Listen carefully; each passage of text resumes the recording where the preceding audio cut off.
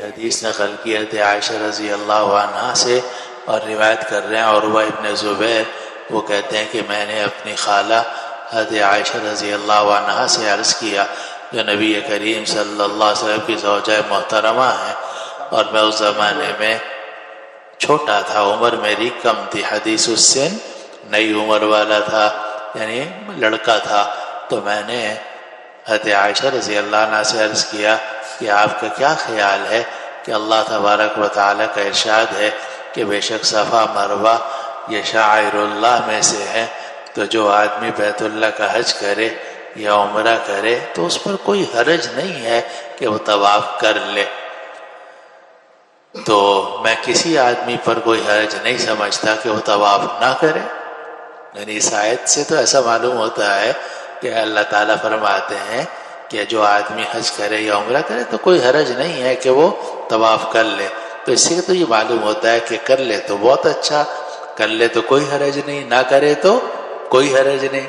حالانکہ ایسی تو بات علماء فقہاء محدثین فرماتے ہیں کہ یہ یا فرض ہے یا واجب ہے یا سنت مؤکدہ ہے۔ امام شافعی رحمہ اللہ کے نزدیک صحیح بین الصفا والمروہ فرض ہے، اور ہمارے نزدیک صحیح بین الصفا والمروہ واجب ہے۔ امام احمد ابن حنبل رحمہ اللہ سے سنت کی روایت ہے، اس لیے کہ امام احمد ابن حنبل رحمہ اللہ کے نزدیک واجب کوئی چیز ہی نہیں ہے، جب وہ فرض سے نیچے اتریں گے تو لا محالہ ان کو سنت ہی کی طرف جانا پڑے گا، لیکن بہرحال سنت مؤکدہ یعنی واجب ہے۔ تو عروہ ابن زبیر نے عرض کیا کہ خالہ جی یہ تو ایسا آیت سے تو ایسا معلوم ہوتا ہے کہ اگر آدمی سب صحیح بین صفا مروہ کر لے تو کوئی گناہ نہیں ہے، نہ کرے تو کوئی گناہ نہیں ہے۔ حضرت عائشہ رضی اللہ عنہ نے فرمایا تم سمجھے نہیں بات کو، اصل میں اس کا آیت کا ایک پس منظر ہے، وہ پس منظر پہلے آپ سمجھ لو، اور وہ پس منظر یہ ہے کہ مشرکین مکہ یا انصار دور جاہلیت کے اندر دو قسم کے تھے۔ بعض وہ لوگ تھے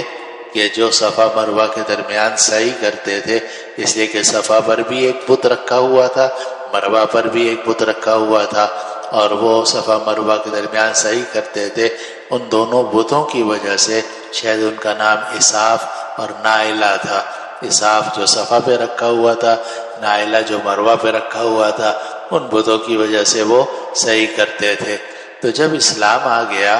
ان کو خیال ہوا کہ ہم تو دور جاہلیت میں ان بتوں کی وجہ سے صحیح کرتے تھے، اب کریں یا نہ کریں۔ آیت نازل ہو گئی کہ فلا جناح علیہ ان یطوف بہما، کوئی حرج نہیں ہے کہ تم ان دونوں کے درمیان صحیح کرو، اس لیے کہ اس وقت جو تم صحیح کر رہے تھے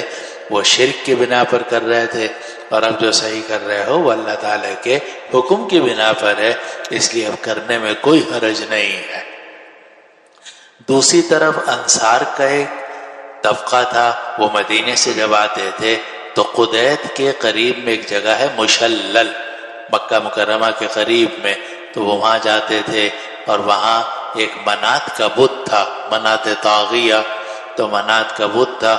اور وہاں سے وہ احرام باندھتے تھے، اور جو لوگ منات طاغیہ سے احرام باندھتے تھے وہ پھر صفا اور مروہ کے درمیان سعی نہیں کرتے تھے۔ جو منات طاغیہ سے بت احرام باندھتے تھے وہ صفا مروہ کے درمیان صحیح نہیں کرتے تھے، وہ کہتے تھے کہ ہم اساف اور نائلہ کے قائل نہیں ہیں، ہم تو منات طاغیہ کے قائل ہیں۔ جب اسلام آ گیا اور نبی کریم صلی اللہ علیہ وسلم نے عمرہ کیا اور حج کیا تو آیت نازل ہو گئی کہ ان پر بھی کوئی حرج نہیں ہے کہ اب وہ جا کر صفا مروہ کے درمیان سعی کریں۔ تو گویا یہ جو آیت نازل ہوئی ہے یہ فریقین کی تردید کے لیے، ایک وہ فریق جو کہ کرتا تھا مگر بتوں کی وجہ سے کرتا تھا، اب اس کو خیال ہوا کہ ہم کریں یا نہ کریں، آیت نازل ہو گئی کہ کرو، اور کرنے میں کوئی حرج نہیں ہے، اب یہاں بت نہیں ہے، جب بت نہیں ہے تو کرنے میں کوئی حرج نہیں ہے۔ اور دوسرا وہ طبقہ کہ جو صفا مروہ کے درمیان صحیح کرتا ہی نہیں تھا، ان کے بارے میں بھی یہی حکم ہوا کہ فلا جناح علیہ ان یطوف بہما۔ تو عروہ ابن زبیر نے عرض کیا کہ میں کسی آدمی پر کوئی حرج نہیں سمجھتا کہ وہ صفا مروہ کے درمیان سعی نہ کرے۔ حضرت عائشہ رضی اللہ عنہ نے فرمایا ہرگز نہیں، تم غلط سمجھو، ہرگز نہیں۔ اگر بات ایسی ہوتی جیسے تم کہہ رہے ہو پھر آیت یوں ہونی چاہیے تھی کہ فلا جناح علیہ الا یطوف بہما، کہ آدمی پر کوئی گناہ نہیں ہے کہ وہ طواف نہ کرے۔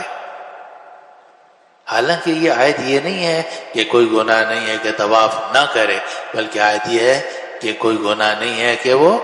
طواف کر لے، کوئی حرج نہیں ہے کہ طواف کر لے۔ تو یہ جو قرآن مجید نے طریقہ اختیار فرمایا تو یہ نہیں فرمایا کہ طواف نہ کرنے میں کوئی حرج نہیں ہے، بلکہ یہ فرمایا کہ کرنے میں کوئی حرج نہیں ہے، اس لیے کرنا چاہیے۔ آگے حضرت عائشہ رضی اللہ عنہ نے فرمایا کہ یہ آیت نازل ہوئی انصار کے بارے میں جو احرام باندھے تھے منات سے، اور منات قدید کے بالمقابل تھا۔ قدید ایک جگہ ہے اور اس کے بالکل سامنے ایک جگہ ہے مشلل، اور یہ حدیث جو ہے یہ بخاری اول میں بھی آئے گی، وہاں مشلل کا لفظ موجود ہے۔ تو یہ لوگ قدید کے بالمقابل مشلل سے احرام باندھتے تھے، اور وہ لوگ حرج محسوس کرتے تھے کہ صفا مروہ کے درمیان طواف کریں۔ پھر جب اسلام آیا تو انہوں نے رسول اللہ صلی اللہ علیہ وسلم سے اس کے بارے میں مسئلہ پوچھا کہ ہم صفا مروہ کے درمیان صحیح کریں نہ کریں، تو آیت نازل ہو گئی ان الصفا والمروۃ من شعائر اللہ فمن حج البیت واعتمر فلا جناح علیہ ان یطوف بہما۔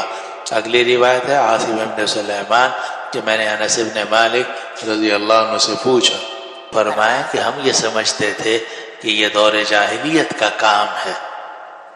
ہم یہ سمجھتے تھے کہ یہ صفا مروہ کے درمیان چکر لگانا دور جاہلیت کا کام ہے، کیونکہ وہاں بت رکھے ہوئے تھے اور ہم سمجھتے تھے کہ یہ چکر بتوں کی وجہ سے ہے۔ لیکن جب اسلام آیا تو اس لیے ہم رک گئے کہ یہ دور جاہلیت والا کام کریں یا نہ کریں، لیکن آیت نازل ہو گئی ان الصفا والمروۃ من شعائر اللہ فلا جناح علیہ ان یطوف بہما، کہ طواف کرو، کوئی حرج نہیں ہے، اللہ تعالیٰ کا حکم ہے۔